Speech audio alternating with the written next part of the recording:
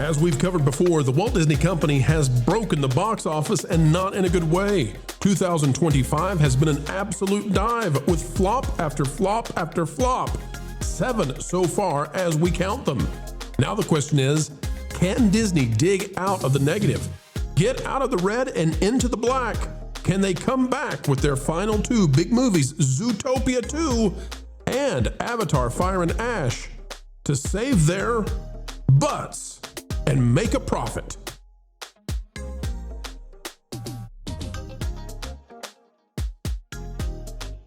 It is a joy, ladies and gentlemen. Thank you for joining us today. Welcome back, one and all, where we always heed the call for understanding entertainment. Keeping you ahead of the culture curve is what we do, and today we're talking about whether or not Bob Iger and his Walt Disney Company can turn a profit. Is it even mathematically feasible? After 7 flops, only Lilo and Stitch appears to have made money in cinemas this year.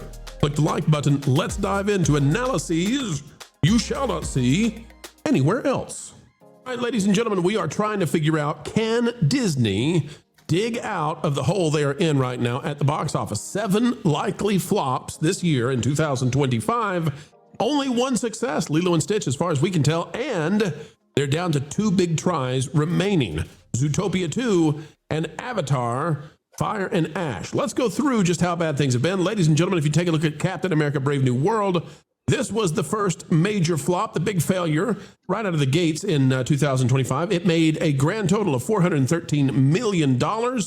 If you look at this down here, production budget, you know this is not real, but let's pretend it is for a minute. $180 billion in production, not billion, million, $180 million on production. And we know that Marvel movies have at least, at bare minimum, a $100 million marketing spend. Pulling this up to about 280, let's round it up for overspend to 300. And at 300 million, it needed 600 to break even, made 413, nowhere close. And we are underselling that dramatically. Let's go to Snow White. Snow White at 205 million in its worldwide box office. This one actually needed a lot because we've done extensive research into Snow White. It had a huge production budget with massive reshoots and marketing. This movie, if you can believe it, probably cost Disney something like $500 million to make and release, and it needed about $1 billion to break even. It made 200 million. Folks, we are deeply in the hole right now for the House of Mouse. Before we go any beyond this, Lou, am I mathing this correctly? You're an expert in this area. Well, do we have this correct? If anything, it's worse because we don't really know the first week, the second week, the third week, how much they really got back and how quickly it got pushed out by others. But yeah, I think we're basically on the beam here. All right. Let's see. If we go to, let's see. Actually, we are being frozen by StreamYard. Yay, StreamYard, you're doing so great. And I might add, this movie got delayed and the other one did too. So the opportunity cost of not being able to put it out on time is somewhere in there as well. So Thunderbolts is listed as having the exact same production budget as Captain America Brave New World, 180. Folks, this is not hard to do again. Add another 20 and put on 100 million for marketing. We're at 300. That means it needed 600 to break even. It got 382. This is getting pretty easy, right? Now, luckily for Disney, they did have a big winner with Lilo and Stitch, broke $1 billion. Good for them, and had a minuscule production budget of only $100 million versus $1 billion in returns. Probably this thing was $250 million in making. If you consider the marketing, they spent a lot on commercials for this because they knew they had a winner. So this gets them 800. So let's, just for the sake of argument, okay, let's say that they broke even with Captain America Brave New World, Snow White, probably not, but just for fun, Thunderbolts, all that was wiped out, all the losses by Lilo and Stitch. Is that fair? Can we do that, panel? Is that okay with you guys? If you're being hyper generous. Yeah, no, I can't accept it. Captain Anti-America definitely didn't make money. No, I'm not saying it made money. I'm saying that Lilo and Stitch, which we think gave them something like $700 million in profit, that might have dug them out of the hole of the first 3 movies. Is that okay? Okay, maybe. Yeah, I think that's a reasonable assumption, and so yeah, I'm on board. Okay, let's keep going then because it got worse. It's still underperformed. I remember early predictions for that being 1.5 billion. That's right. And we think it should have got to that point, but they had some narrative changes that hurt it. And who can forget Jumba? That was terrifying. If we look here at Elio. Now, Elio has, let's see what they've got it listed. They've got it listed as $150 million on the production budget. It's just not true. There's no way it's at 150. Pixar films are at least 200. Add another 100, you're at 300. You get the idea. 600. It made 154. Now, we're not going to get out of the Lilo and Stitch this year. I mean, that at least not where we are right now. So we're in the hole now. $500 million down, right? We're down a bunch. Yeah. Fantastic Four needed $700 million. We can go down here and we can get the numbers for you. The production budget is listed as $200 million. We believe it's higher, a lot higher. And we believe the marketing here was massive. In fact, there are some reports that the marketing here was $200 million on its own. It was equal. Yeah, 1-to-1. Mm-hmm. So this one we believe needed $700 million to break even. It's at 521. Yeah. Continue right along. This one people don't know about, but Freakier Friday. It was almost impossible for it to be a flop. And the reason is if you look at this production budget at $42 million, they still had to spend on marketing. So let's do a 1-to-1, okay? If it's a 1-to-1, then it is $84 million. And we're just going to keep it there because, folks, it made 153. At 84, it needed $1.60. I mean, I saw that movie. It cost nothing. Can I? And I'm sorry, Steve. I didn't mean to interrupt you, but when it you still flopped. Exactly. When you look at that movie, it shares the same destiny as the Fantastic Boar, where they're leaving it in theaters to die. But the difference is more people per budget dollar actually went and saw this. That's movie. true. More butts and seats. You're right. So and it looked like it cost only $40 million. Like, because it didn't have a $200 million special effects budget because it's not a superhero movie. No, it was just poorly written. There was nothing super about this movie. So no, but it happened. Let's go to Tron now because this is the one that has them really in a lurch. Because this one probably needs $600 million to break even again. I'm getting tired of saying it, but Disney is doing this over and over. Production budget of 180, folks. I'm not going to say it again. You know how this works. But it is, and this one probably overshot the budget significantly. But it made $66 million in its opening weekend. And if we just follow what it's probably going to do, like if it dropped 50% week after week, that would be great for this movie. It's not going to, but if we just play that out, then next weekend it's going to make 30, and the weekend after it's going to make 15, and after that, it really doesn't matter anymore. It's over. So there's no way. This will struggle to hit 200. And it needs 600 to break even. In other words, panel, I wanted to run through this because nobody is covering this. I wanted to run through it because we're actually at the point now where they need both Zootopia 2 and Avatar Fire and Ash to cross $1 billion and maybe not by a little bit to pull out of this. What's going to happen here? I don't think Avatar is problematic because it's not theirs. Okay, that's a great point, Lou. A lot of people don't know this. There's a special deal with James Cameron on the Avatar movies. And I believe James Cameron gets 50% before it ever goes to the distributor that is Disney. Is that right? Sure. Yeah. And he gets license fees on the attractions. Yes. And he might have access to first dollar. But Disney will still, just on paper, Disney will spin it as a win for them, right? So, but the thing is, I don't think that movie is going to make $1 billion. Based on the last movie, I'm going to guess it might make only 800 to 900. Do you think the two of them will make $1 billion? I don't think that. Oh, I think so. I think Zootopia 2 is going to make $1 billion. They'll cross. No, I mean the two, Pandora movies. Oh, the remaining, over together. Yeah, because I think we're experiencing franchise fatigue big time with that. Well, the Way of Water re-release underperforming the way it did was very surprising. And that has got to have Disney being like, oh, did we overestimate on this? Because from what I understand, they spent a lot of money. They're suddenly happy that the vast Pandora land at Disneyland is going to be so tiny, right? Okay, but hang on, guys. Listen. I didn't know there was a re-release. There was Avatar. Avatar: The Way of Water, I believe, is at over $2 billion for its box office, right? Yeah, I believe so. Yeah, I think it's like 2.3 billion, something like that. Here's the deal, guys. If Fire and Ash drops 50%. It's still over $1 billion.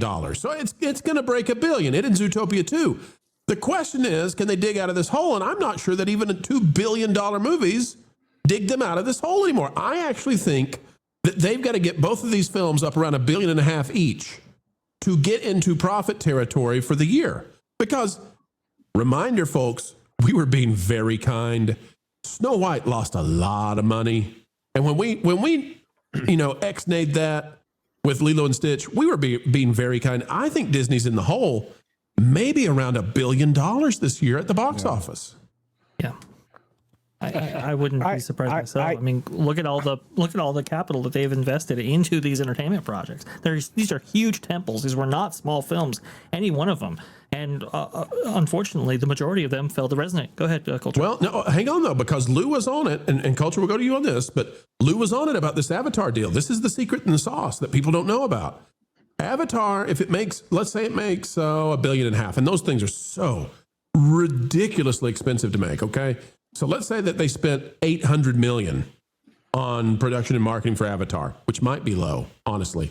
But if they spent $800 million, okay, and they make $1.5 billion, that's 700. That's 350 after you take out the taxes and the theater cut, and then you divide that one in half again before it gets to Disney because James Cameron gets half of that.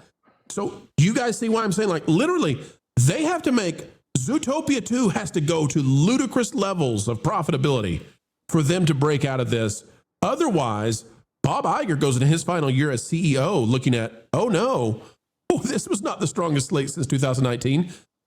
We went in the red. The biggest thing with water, the way of water too. I mean, look at that international haul right there. That international figure has not been reflected on any film in the last 2 years. And the same with Zootopia as well. The majority of its money was made internationally too, and we just have not seen that. Tron Ares, I think, pulled in half the international box office that the domestic box office did. So if that pattern holds, I mean, you could be looking at a very severe situation where both of these films not only underperform, but they outright flop. Culture, can they get to break even? Is it even mathematically possible? No, What's because it take? we're ignoring a lot of other nameplates that Disney controls. And that's the thing that I don't think a lot of people realize. They control like a lot of other names, 20th Century Studios films. I don't even know what they call that anymore.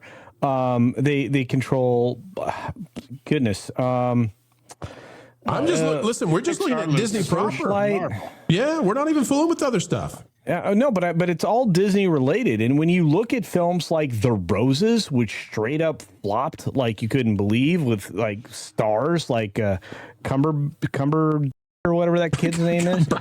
I'm just saying, it's like that thing like dropped like a plop from a cow in a pasture. Nobody went to see it. All that other stuff, and as we take a look at the broader Disney, is worse off than what we're even giving it credit for. There is no future here, which is the biggest problem ever. What are you hyped about for the upcoming Disney stuff? It's not Doomsday, which is, properly named at this point. Yeah, we're not even the next year when we get to Grogu and Mandalorian. No. And look, I mean, there's certain things that don't age well. Apparently, little green alien guys are not going to age well, unless you're in Toy Story. We are eternally grateful. Hey, Steve, what is Culture going to do when Zootopia 2 breaks $2 billion? And how badly is that going to... Ooh, I would love to see what I mean. I think that should just be a question for the chat and ask them. Yeah, drop a comment, folks. Tell us how bad is Culture going to feel when Judy Hopps and her buddy Nick, when they make $2 billion in the nick of time to save Bob, and they get married. Because that's what foxes and rabbits are known for. I can't wait to see those babies. That's going to be some kind of weird. You got to break the species barriers, otherwise. Look, I'm just saying, like, those are unfamiliar. Right. Those are not normal bedfellows. Let's just crash the first ceiling. Go ahead, Steve. But that's what I'm thinking is what we should do is we should all take bets, like informal bets, because we're on YouTube and we're friends. I tell you what, if I'm right and it doesn't cross $1 billion, y'all have to either dress as a bunny or a fox. Those are your choices. You know, he's been trying to get us to do this for a long time, and it's weird every single time. Ron, give us your thoughts on this. What's Disney to do? Look, don't look at me. I'm with culture. I'm with culture on this. I really do. Like, I'm looking at Avatar going, okay, so I'm just from my own personal perspective. The second movie, Way of Water, when I was in the theater, I was enjoying it for the aspect of the movie that was like simulating a ride. It was like a version of Soarin' in a way. I couldn't tell you what the story was. I have no idea. I am not invested in a single character. And now that they're going on to the third movie, I personally don't care anymore. I literally don't. I don't care to see this movie. I might see it to review it or something like that. But as a fan, my fandom for the Avatar movies is very low at this point in time. And I think a lot of that, maybe I don't speak for everybody, but I feel like there's probably a good segment of the audience that's like, okay, we've seen the spectacle. We've seen it twice. CGI can do cool stuff. Yay. Who cares about Fire and Ash? So like this, I was thinking about this the other day. The age of the spectacle CGI movie, especially now that we have AI that can create literally anything, we don't care anymore. I would love to get to see good films with good acting, like The Godfather, like get back to an age where we actually have good acting, good stories on the screen. And we don't see a lot of that anymore. And as far as Zootopia is concerned, I don't know. Are kids' movies pulling that well? Will it hit $1 billion? Maybe it'll hit $1 billion. But all my son wants to see is everything from DreamWorks. He's loved The Bad Guys 2. Still in theaters, by the way. Yeah, and so that one's out. He was asking today, when does Bad Guys come out on Peacock? And I was like, no, November, December, maybe. What was the one with the dog man? It's crazy, the stuff. He's like, I don't think kids are nearly as interested in the Disney films as they once were. No. Well, Elio proves that point. Well, and I just want to do a quick defense, because there are going to be some out there who say, you guys didn't give us the actual numbers.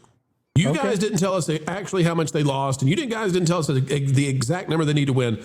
And to that I say, friends, listen, we try to give you the best we can. Tron is not done at the box office. Nope. So we literally can't tell you how much it's going to take for the final two movies. Also, some of these films were not made in the UK, and because they're produced in countries where they don't have to fully disclose, and because we don't know exactly how much tax credit each one of these films received, we have to ballpark it. And right now, I'm telling you that Zootopia 2 needs to break $1.5 billion for Disney to dig out of this, I believe. Panel, final thoughts. You're right. Thank you. I appreciate that. All right, folks,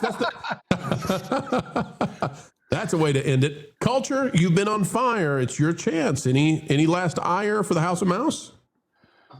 Yeah, you can always tell how successful Disney is based on when their digital release is going to happen, with the exception of anything they absolutely need a win from, and they will drag that thing to death in the theaters. And so what toys they have that come out on the shelves for that thing. Yeah, I mean, this is Disney has had a Rose Tico year when it comes to toys. Oh, that's bad. Well, folks, we've come to the end of another video of pure excellence and fun, explaining entertainment, keeping you ahead of the culture curve. That's what we hope you believe we've just done. And why should you believe it? Well, because we've done our very best to make it so, to be true, to be factual, and to do what the mainstream, so-called access journalists simply won't. Folks, you can help share this out across the fruited plains of YouTube by clicking the like button, share, subscribe, click it, stick it to the algorithms. It is the notification bell. Drop a comment down below. Let us know your thoughts. And folks, as we get ready to say sayonara for now, we ask that you keep learning, keep growing, and wherever you are and whatever you're doing, keep having fun. Jump into the water! Why listen to music made by people and companies who really don't like you? Check out Vacation Radio today and prepare for all new content made by the people behind the WDW Pro Channel. It's the place you need for all the music. That should be fun. give them cannonball. Yeah. Hundreds of songs, every genre you can imagine. Listen live on YouTube and enjoy a set list that's always sunny. It's Vacation Radio. Arizona.